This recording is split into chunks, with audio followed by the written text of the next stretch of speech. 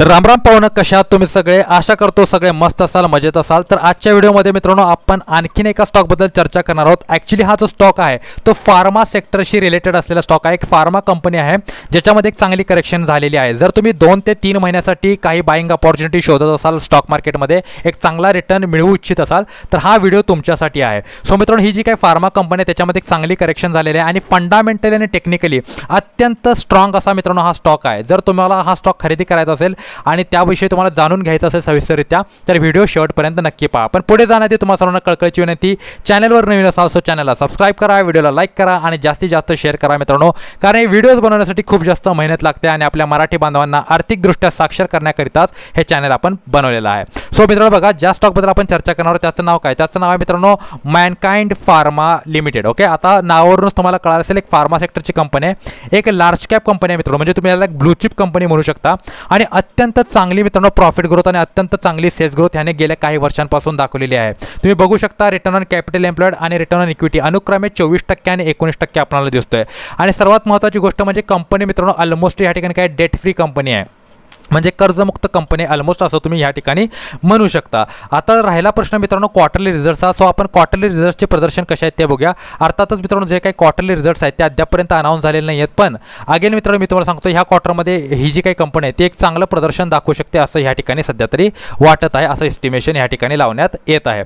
तर आपण बघूया की आता सध्याच्या लेवलवरती ह्या स्टॉकमध्ये बाईंग करणं कितपत योग्य आहे। सो मित्रांनो बघा, टेक्निकल पॅटर्न अत्यंत ह्या ठिकाणी उत्कृष्ट ह्या ठिकाणी बनताना आपल्याला दिसत आहे। तुम्ही ह्या ठिकाणी बघू शकता वीकली टाइम फ्रेमचा चार्ट मी ओपन केलेला आहे आणि स्ट्रॉंग फंडामेंटलमुळे ह्या ठिकाणी कंटिन्युअसली एक अपट्रेंडमध्ये हा स्टॉक आपल्याला दिसतोय। ओके, हायर हाय बनवत चाललेला आहे हा स्टॉक असं तुम्ही म्हणू शकता आणि जे काही सपोर्ट रेजिस्टन्स लेवल आहे ते ऑलरेडी मी ह्या ठिकाणी ड्रॉ करून ठेवलेले आहेत वेळ वाचवण्याकरिता। आता स्टॉकने काय केलं की मित्रांनो जो काही ह्याचा सपोर्ट एरिया होता, ओके, एक साधारणतः मला वाटतं गेल्या काही दिवसांमध्ये 2140 रुपयेपर्यंत हा स्टॉक आलेला होता आणि त्यातून काय केलं मित्रांनो स्टॉकने पुन्हा एकदा बाउन्स बॅक केलेलं आहे आणि आता बाउन्स बॅक केल्यानंतर मित्रांनो एक चांगली रॅली याने दाखवली। तुम्ही बघू शकता कितीची रॅली झालेली आहे, एक साधारणतः मित्रांनो 22% रॅली केल्यानंतर स्टॉक थोडासा आता खाली आलेला आहे आणि 2432 रुपयांच्या आसपास मित्रांनो ह्या ठिकाणी ट्रेड करतोय।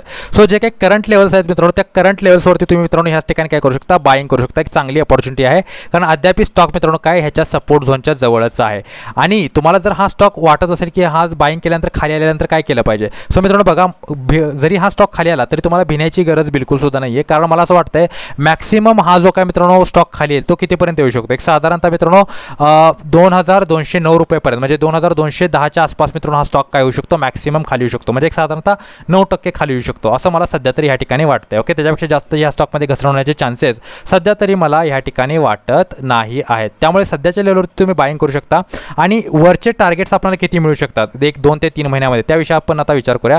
सो सिंपल आहे मित्रांनो, सिम्पली मी ह्या ठिकाणी काय करेन, फिबोनाची रिट्रेसमेंटचा यूज करेन, स्विंग हाय आणि स्विंग लो ह्या ठिकाणी मी काय करेन मार्क करण्याचा प्रयत्न करेन, रिसेंट स्विंग हाय आणि रिसेंट स्विंग लो। तर तुम्ही बघू शकता मित्रांनो जे काही टार्गेट्स आहेत आता ह्याच्यासाठी इम्पॉर्टंट रेजिस्टन्स लेवल असणार आहे मित्रांनो 2635चा, तो तोडल्यानंतर डायरेक्टली 2950 रुपयेपर्यंतचे टार्गेट्स आपल्याला येत्या काही दिवसात मिळू शकतील। अर्थातच इतके मोठे टार्गेट जरी नाही भेटले मित्रांनो तरी 2635 पर्यंतचे टार्गेट्स तरी इझिली आपल्याला या स्टॉकमध्ये पाहायला मिळू शकतात, जे की मित्रांनो काही छोटे मोठे टार्गेट नाही आहेत। एक साधारणतः मित्रांनो 8 ते 9% टार्गेट ह्या ठिकाणी आपल्याला दिसत आहेत, जे की मित्रांनो इनफ टार्गेट आहेत शॉर्ट टर्मसाठी। ओके, आणि जर तुम्हाला समजा 3-4 महिने होल्ड करायचं असेल सो डेफिनेटली 2900 रुपयेपर्यंतचे टार्गेट तुम्ही या ठिकाणी काय करू शकता मित्रांनो नक्कीच एक्सपेक्ट करू शकता। अर्थातच आता भारत आणि पाकिस्तान जी काही युद्धजन्य परिस्थिती झालेली आहे त्यामुळे मार्केट होऊ शकते की थोडा दिवस साइडवेज राहील, पण अगेन मित्रांनो हा स्टॉक काय करेल खूप चांगल्या पद्धतीने परफॉर्मन्स दाखवताना आपल्याला दिसणार आहे। सो मित्रांनो आशा करतो हा व्हिडिओ तुम्हाला आवडला असेल। व्हिडिओ आवडला असेल तर व्हिडिओला लाईक करा, शेअर करा, चॅनलला सबस्क्राइब करा। भेटतो पुढील व्हिडिओमध्ये, तोपर्यंत goodbye, take care and a good time. Thank you very much all of you.